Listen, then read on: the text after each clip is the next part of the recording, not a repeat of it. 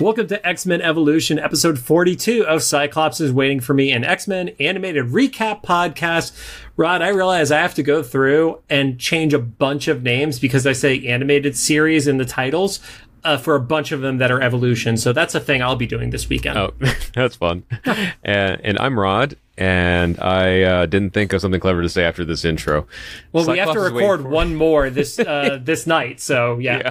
I used up my wild card for this one. Oh shit! I just realized now this means because we're on video, if we do sessions, we're gonna have like the same shirts on everything. And that's gonna wreck my brain. Yeah, I just had to go themed today. I mean, same. Shout out to Brian Cage from AEW. This was one of his shirts on the Indies when he was doing the Swolverine as part of the nickname for him. Who Berserker Barrage and what was it? Was it Weapon X? He had something else that was a Wolverine reference in his repertoire. So that's fun. That's a real badass design, and I love the colors too. Mm-hmm. Oh. Cyclops is Waiting for Me is our weekly podcast series where we're going back and watching every single X-Men animated episode we can find. This podcast started with the original 1992 X-Men the animated series, building up to the release of X-Men 97. We done finished that.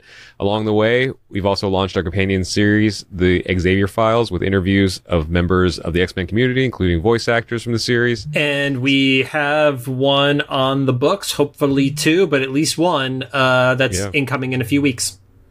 I also thought about how funny it is that that'll be the first guest that's visually on, considering what their character is. Yeah, it is. There's an irony to that. Yeah. Guess in the comments if you think you know who it is. There you go. Since season 2 of X-Men 97 is light years away, we're going back. We might not be alive for it. Yeah, that's just general. We have an election between now and then. So nukes falling from the sky. We're back for the second half of our first watch through of X-Men Evolution, and I mentioned this in the last episode, but my brain is so happy that we'll be finishing this season before the new year, or the series before the new year, so that there's not some like weird like third to last episode of the fourth season or something. What, you don't want to record on Christmas Eve? Come on. Some quick reminders. We're a recap show about a series that came out over 20 years ago. There are going to be spoilers. If you don't want it spoiled for you, pause the podcast, watch the episode, and come back. And we are not... leave it in, it's fine. We're not currently sponsored or affiliated with Marvel Animation, Disney, or Disney Plus in any way.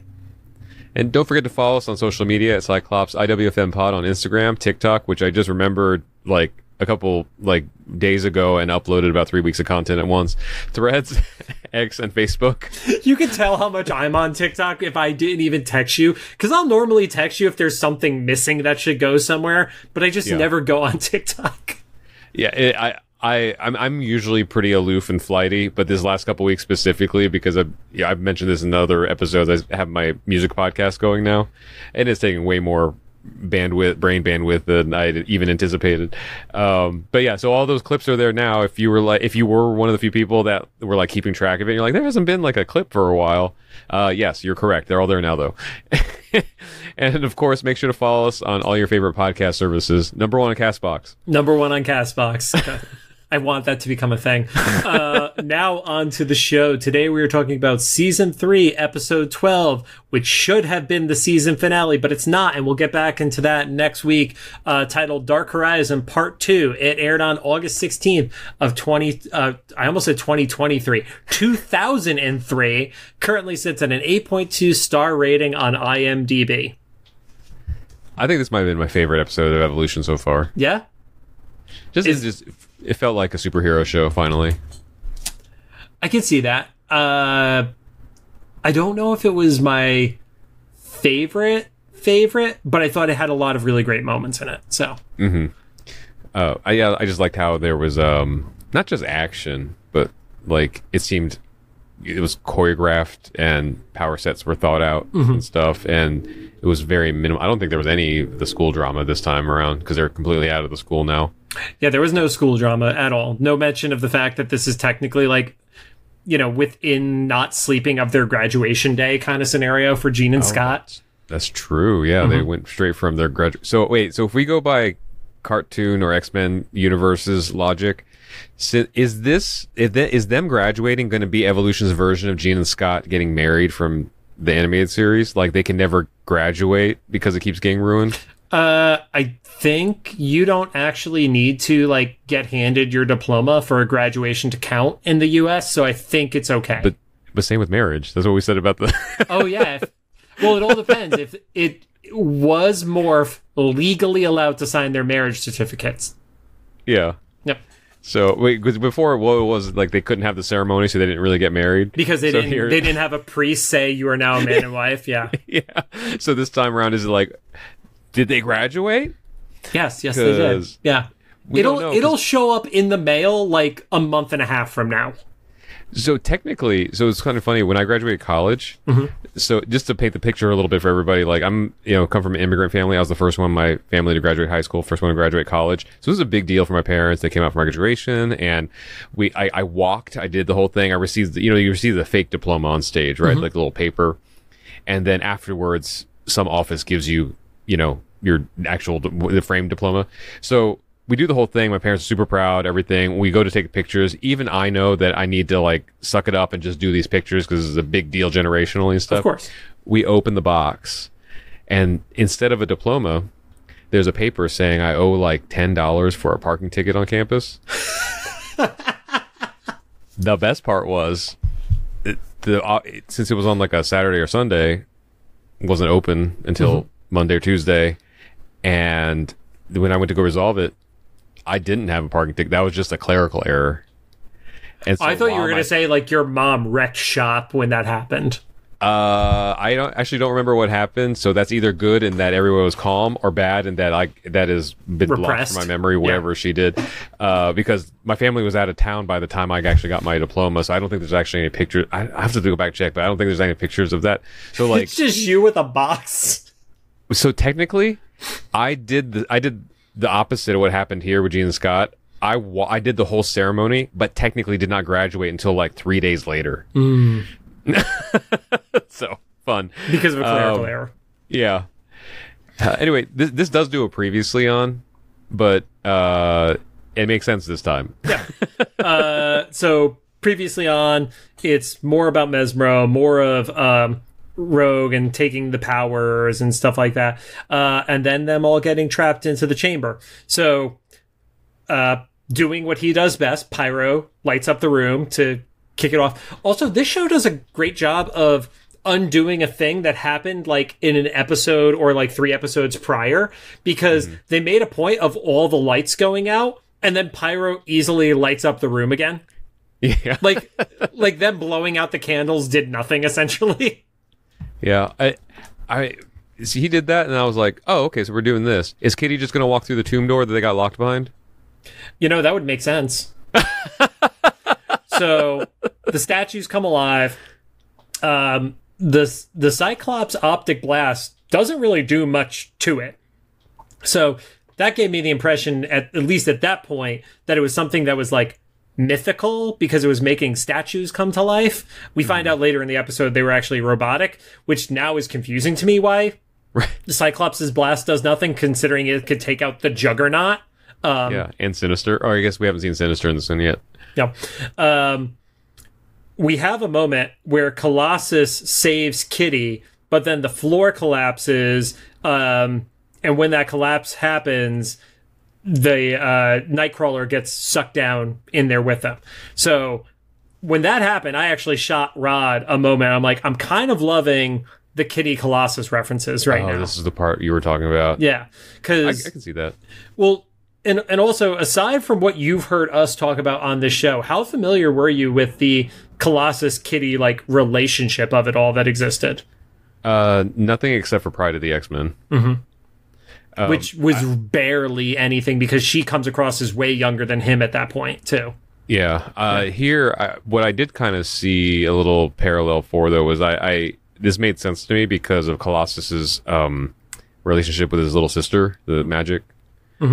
So I was like, oh, this makes sense. It's not completely out of nowhere, at least for me. He's not, and we've had it established, like, he's stuck working for Magneto, He's still doing it, but he's doing it because he has to, as opposed to like being brainwashed or something like that. Yeah. And that floor drop, this is the point that I referenced last episode where I was like, this whole thing, especially this second part, feels like a video game. Because it's like you beat this level and then the floor drops and all the characters like drop to like another challenge, you know? You know what it specifically reminds me of is the mid scene in Final Fantasy US3 International 6, because you have the party literally get split up into 3 different groups. Ah, yeah. Which is great if some of your party is underleveled. We get a moment where Magneto saves Charles, and then we see that Storm, Jean, and Bobby end up getting kicked over to their own like little group by the Crow God thingy, and that's where we jump into the intro. So again, a lot of shit happening before the intro kicks in here.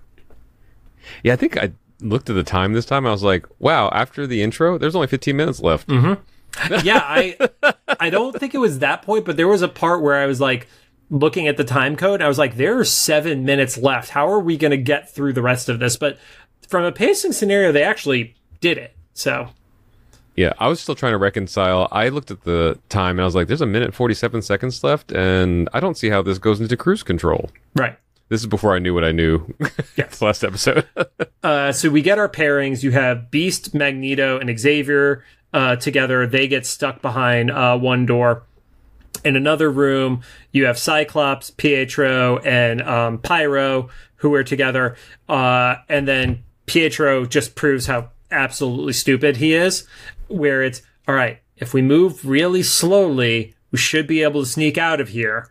I think Scott is assuming that these things are like the T-Rex in Jurassic Park, where it's like they only see movement if you're like going really fast. So slow for Pietro is running off at like full speed.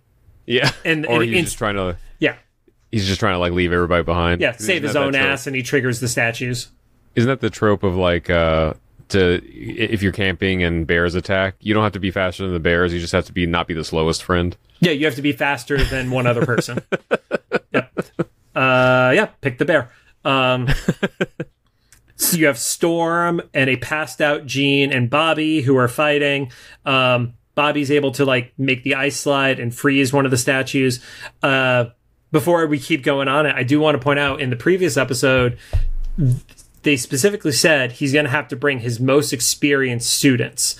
So maybe it was literally just from the events of the last Mesmero episode with the relic and the Spider Guardian thing. Mm-hmm. But Bobby is the only one of the New Mutants who was included in this group. No, that's true. Yeah. And he's also, they've been kind of dropping hints that he's accelerated, right?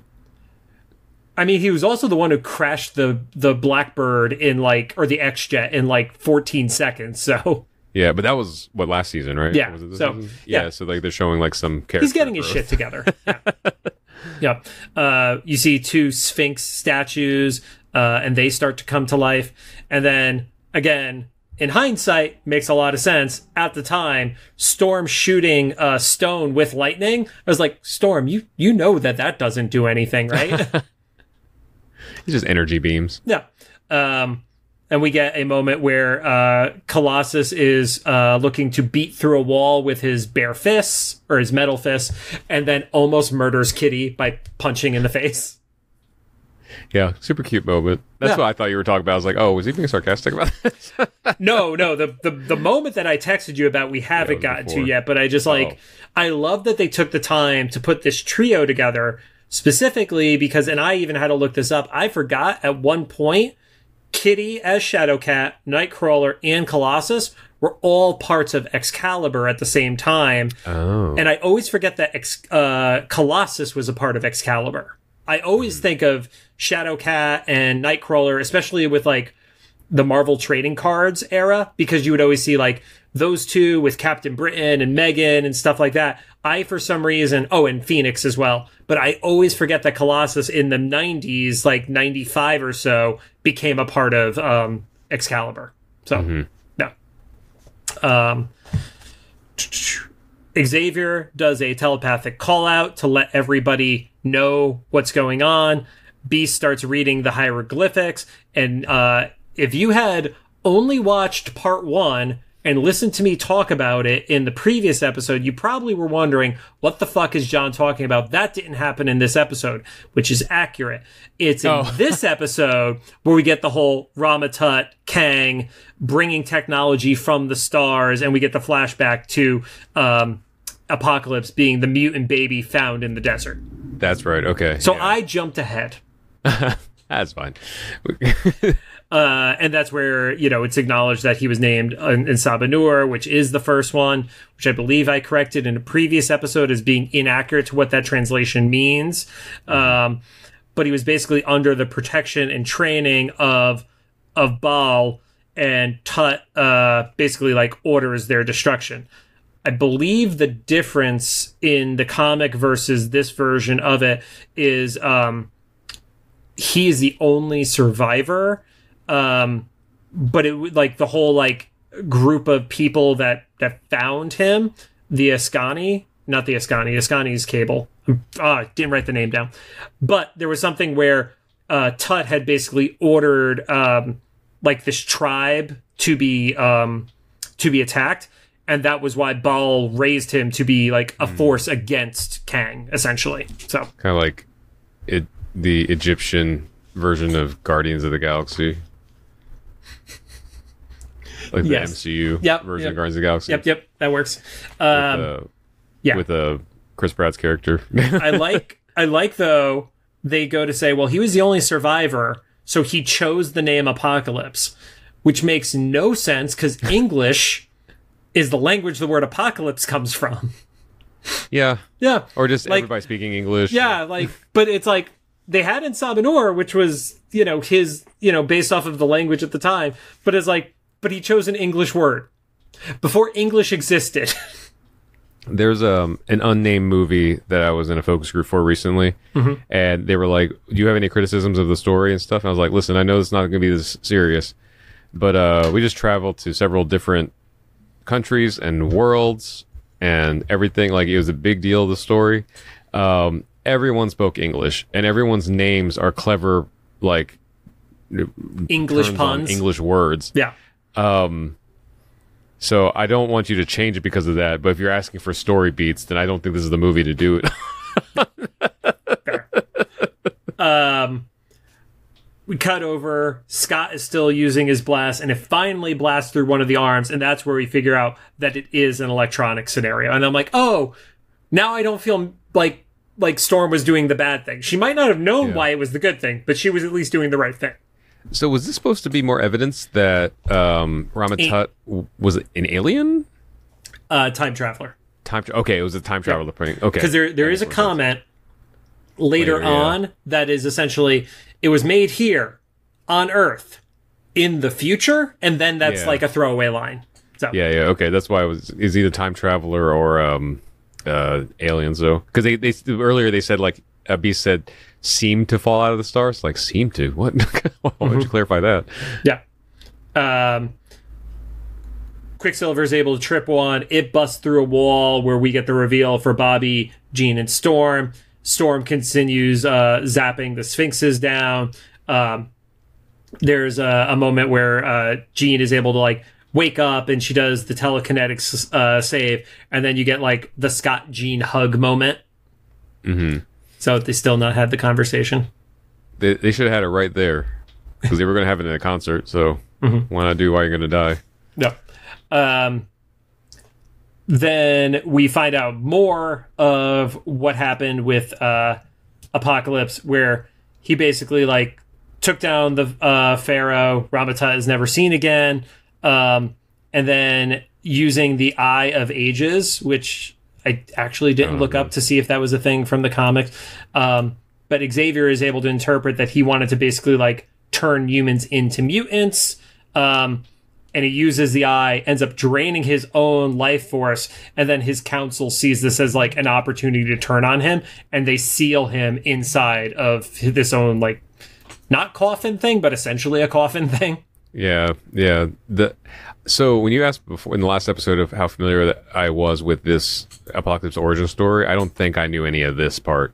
Mm-hmm. This was really interesting for me to see, because usually we just see Apocalypse, or I usually see Apocalypse emerge from he was just always there. Right.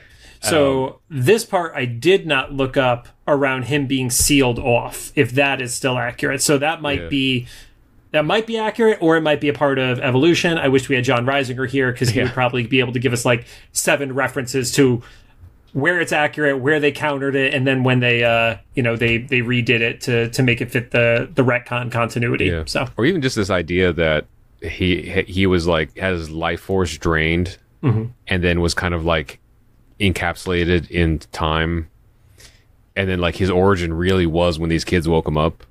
Yeah, because that is very different than what we're used to, where he's been there throughout time and he goes into his hibernations when he gets defeated. This is he only did one thing, which was obviously big, overthrowing the Pharaoh of Egypt, but then has been gone for 5,000 years. Yeah, and didn't have a Lazarus chamber. No. And then they mentioned that he's been locked behind 3 doors, but he's not in that tomb that we're walking towards right now, which is great. Yeah. And they're like, oh, that's why the Beast story was happening. Yep. With Gambit and Sabretooth and Wolverine. Yep. So the plane lands in the mountains, very close to another plane in the mountains of Tibet, which props to them for landing those planes, because that seems like a great way to crash and die. Oh, yeah. Landing on the side of a mountain, yeah. In Tibet, yeah. Yeah. Wolverine knows there are 3 scents to track. One needs to be Mystique, because he can't really smell it. And then annoyed Gambit is like, or we could just follow the fucking 3 sets of tracks and walk up. So, okay, here, you try hard. Yep. This is actually the moment I texted you where Kitty and Kurt are in a ruined chamber. Kurt does not trust Colossus, and you can tell Kitty's kind of like crushing on him, and he busts through a wall, and then there's like that awkward moment where he's like, I was concerned. Oh, that was cute. Yeah. Yeah. And then there's kind of like the little nod to Kurt, and I was like, yeah, that's the Peter I like. Yeah. And then we get everybody is together, and then there's more of the giant stone gods fighting each other. Mm-hmm. You get Xavier, Magneto, and Beast, who are at one of the doors, and they're like, what's behind that door? Magneto, with like the perfect stinger line, is like, answers. It's so corny, but it actually worked, even though like I think it worked because it was corny, honestly. Yeah. It's like Peter Griffin saying Roadhouse. Like Roadhouse. I don't think I've seen that. He always like whenever someone gets kicked in Family Guy for a little while, he'd just be like Roadhouse. I might have stopped watching at that point. That makes sense. Yeah. I actually can't remember last time I watched it. So they see this like big, diamond tech piece in the middle of the room that starts glowing as they approach. And then it starts to open as they get closer. Xavier just goes in and picks up a helmet and instantly knows it's a Cerebro interface. And I wrote in my notes, for fuck's sake. This is one of my video game logic here, because they enter a room, there's a giant diamond thing floating in the middle of the air, and it just unlocks for them because they unlocked the room. Mm-hmm. And then there's an interface that should not be there historically. So I think if I have to logic it out as to why, which will probably never get clarified for us, so we have to take the logical leap of it. I think because it is supposedly built in the future, as Beast mentions, that it's actually an evolved version of Xavier's own Cerebro. Gotcha. That makes sense. But I was just like, dude just picked up something that's in this alien craft and is like, I'm going to put this on my head. It's like, right. That's how you get aliens. That's how xenomorphs start. But that was very video gamey to me. It's like, oh, in every distant location, there's the same thing that you need to interface with, same save points and stuff. Yeah. I mean, that's literally all of the Assassin's Creed series. Yeah. So they have the best cell service in the history of existence, because in this room, Beast has a signal on his headset and is able to get a phone call from Logan, who's on the side of a mountain in Tibet. Yeah. Yeah, them satellite phones, right? Dude, that in like a snowstorm, like, no, I'm sorry. Yeah. While they were like how many feet underneath the ground? Yeah, but apparently they're at a spot called Makala Peak, which I didn't know that one, so didn't look it up because I've stopped doing that for this show. It gets interrupted because Mesmero does an attack on Gambit, Wolverine, and Sabretooth. And they're able to hold it off because they drop that little with the smoking gun in the previous episode of like, we need to give them some sort of mental defense, otherwise like they're going to be taken over. Gambit is still pissed. Sabretooth is like, he's lucky because he told me to push you off the side of the mountain, and I'm still kind of thinking I should do it. Yeah. Which I like this writing for Sabretooth. Like, yeah, he's got more entertainment value than 92, where 92 is like, aside from the Great and Creed episode, just a very feral version of Sabretooth, you know? Yeah. And then Gambit's like, I want both of you to jump off the mountain. Yeah, I would literally be okay with both of you, like, killing each other right now. So, we get what you love to bring up, the, like, pseudo fastball special, where you get Kitty, Colossus, and Jean, who, like, they do a triple team maneuver as a way of taking out one of the statue gods, where Colossus basically embeds himself through its chest. Yeah, that was amazing. Nope. You have Rogue, Mystique, and Mesmero in the temple.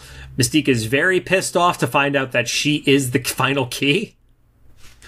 And I like that she was like willing to sell out her daughter, and she did say like both of us would be unharmed. Mm-hmm. But she was like, "You were supposed to possess. Why didn't you possess me like you possessed her?" And it's like, "But you were cool with the dude possessing your daughter." Like, yeah, there's a lot of great contradictions from Mystique of like, she's like obviously out to save her own ass, but she'll protect Rogue. Also, Destiny is just like off wherever. in the South, not worrying about anything right now. And also, like, you know, in that last episode with Destiny, she's like, yeah, your futures look uncertain. Where ironically, here it's like, well, your future is assured. That was what Mystique was promised. So, oh yeah, I forgot that connection. Yeah, but Mesmero, you know, like you were saying, well, I couldn't enslave you if I wanted to, but I also need you to go be a snake and go through this wall. Did he even say snake though? I love how he pointed at a hole and he just like was like, "Oh, well, you're mostly the key because you're the only one that." Yeah, I also interpreted a little bit of it aside from the snake aspect was there's something with your hand that like your hand is what the shape shifting is what can activate the stone thing. And when that happens, she turns into a giant chunk of stone. I love that Evolution's season finale tropes have become Mystique probably dies, but maybe not. But maybe not, yeah. Yeah. And because Rogue is still under Mesmero's control, she literally walks by her stone-encased mom and is just, like, totally cool with it.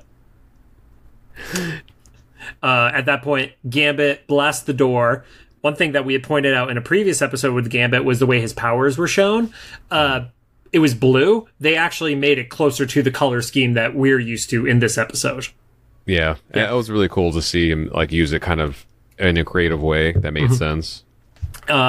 Mesmero, shockingly, is basically able to hold all three of them at bay at the same time together, too, for at least a decent amount of time. So, yeah. Rogue moves to the center, the pod opens up, and Skinny Apocalypse, like, wakes up and opens an eye and sees Rogue. And then just... he like knows what to do. I guess the implication was he's been like conscious this whole time, right? That's why he got Mesmero to do everything and stuff. Yeah, he's had some level of strength that he's been using to communicate. And he goes like Shang Tsung on Rogue. Yeah. Real quick, we are back in Egypt, and that's where we get the reveal that the vessel was built on Earth in the future and is capable of instant travel. That's a quick like insert that happens right there. And then you get more fighting. As the fighting is happening, they are able to actually knock out Mesmero. And when that happens, Rogue snaps out of it. just in time for Apocalypse to grab her arm, and that's when, your point, Shang Tsunging her and just like pulling powers of people right out of her, and he's like getting bigger, and like he's not getting like what we're used to of just like oversized Apocalypse, but he gets pretty jacked pretty instantly. Yeah. This was an intriguing version of Apocalypse. I don't know if this type of powered Apocalypse is in the comics. I'm guessing there's some sort of version of this. I'm not sure what exactly this version's power is, honestly. But it's kind of a cool like idea that it's not just some random Lazarus chamber in the middle of Egypt that has some mystical power that's powering him. Like he's like a vampire kind of, right? He's like siphoning from other mutants. Yeah. I've not read anything where it was this version of Apocalypse. That doesn't mean it doesn't exist, obviously, but I've not, at least in main 616 continuity, seen that. And I've been buying pretty regularly since 2005, so yeah. It also reminds me a little bit of X-Men Apocalypse, the movie, and the less we talk about that, the better. Oh, yeah. Yep. So Wolverine walks in, sees it, Rogue is down, and then Apocalypse just starts levitating. Which, again, very different than the vibe of 92/incoming 97 Apocalypse. Yeah, he's not brute strength. He's like an apparition. Yeah. In Egypt, Scott is the last one to get on the ship. It teleports to Tibet. The poor robot doesn't get the swing out in time to try to smash the entire ship. Then it's all done in slow-mo. And at first I didn't know if it was like Apocalypse slowing him down. I think this was done in slow motion to show how fast Apocalypse's senses are, because Wolverine lunges at him and then he's just able to instantly be stopped by Apocalypse, like on a whim, essentially. Yeah, was that the clap? No, that was not the clap. Oh, okay. Yep. Right after that, though, he goes into the main room. Everybody has gotten off the ship, and that's where he claps the entire room and moves into the escape pod. It was like a Hulk clap, right? Very much so. Yeah. That was the point where I looked at the time and I was like, "There's only a minute and a half left." Yeah, like, totally. Do they all die and then get on a cruise ship? So, there's like one last minute chance where it looks like Magneto could be the one who stops him and saves him, which we know Magneto is the one who helped bring him forth by stopping the Guardian, and he's just not able to do it in time. And it's like, oh, shit, we all just failed, and this is going to be the biggest battle of our lives, essentially. And I also kind of took it as this whole thing was part of the prophecy or the destiny of it, you know? Like, it's a part of the team going to the vessel, bringing it to Apocalypse, you know? Like, yeah, there was like some... rolled down in front of him. It's almost like when, in the Guardian episode, that when Mesmero let Charles see a part of his memories, it was purposefully sending him to Egypt as opposed to Tibet, because that's the breadcrumb that makes him go to the wrong spot, and then gives him not just all these powers from Rogue, but the ability to teleport wherever he wants to go. Yeah, okay, yeah. So that makes sense. So in what should have been the season finale, I think that's an awesome end to a season. Yeah, that was a great season finale. Yeah. And now I'm like upset that the cruise ship thing is after this. Mm-hmm. Like, I mean, I know it doesn't matter because we're streaming and we watch this whatever, but like, I can't wait to find out what happens in the next season. In 2 episodes, like, yeah, how they pick it up. Yeah. Yeah, don't get your hopes up for next week. Yeah, the less we say about next week until we get into the actual review, the better. But yeah, man, I really like this version of Apocalypse. Mm-hmm. And it's funny because, like I said, it's a little bit reminiscent of like what they were trying to go for with the Oscar Isaac version of Apocalypse. But this is what happens if you do it well. Yeah. Yeah. Oh, I forgot that Moon Knight was Apocalypse. Yeah, what a weird... Because I was just going to say, like, what I liked about Evolution's Apocalypse is I feel like Moon Knight could appear at any time. Like, he wouldn't be out of place in this story. Right. And then that's funny that yeah, he was the Fox Apocalypse and the MCU Moon Knight. What a weird. Okay. Yeah, no, I like this too. I can't wait to see what happens next. Like I mentioned before, I think this might have been one of my favorite episodes as a whole. Like, not in the individual storylines. It was an exciting superhero adventure, and they didn't really mention anything about, you know, who's dating who or going to the prom or graduating or whatever. It's just they got to get out of this tomb, and Apocalypse is there. And the romantic flirting had nothing to do with high school. Yeah. In fact, one of those people almost murdered the other one by punching him in the face without knowing. So yeah, more superhero like romance. No, exactly. So thank you guys for joining us. And if you like what you heard, make sure to rate us on the podcast app of your choosing. You can find us on Apple Podcasts, iHeartRadio, Amazon Music, Spotify, YouTube Podcasts. Put us #1 on CastBox. If you have any thoughts, make sure you drop them into the comments for either the YouTube upload, the official Instagram post, or the Spotify comments section. I did those out of order, but I think I covered it pretty well. #1 on CastBox. #1 on CastBox.